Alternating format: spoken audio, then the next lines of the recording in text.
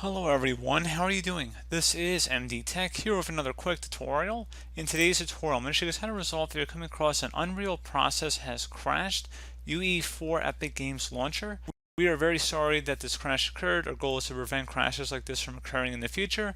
Please help us track down and fix this crash by providing detailed information about what you were doing so that we may reproduce the crash and fix it quickly.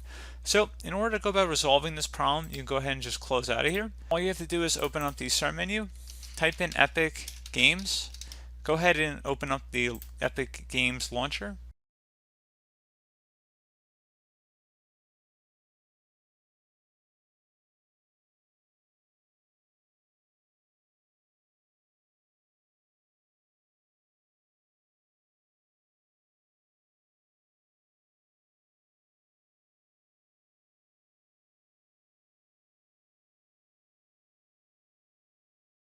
Once this launcher is open, go ahead and select the setting gear icon on the bottom left corner of the launcher. Underneath preferences, run when my computer starts, go ahead and uncheck that.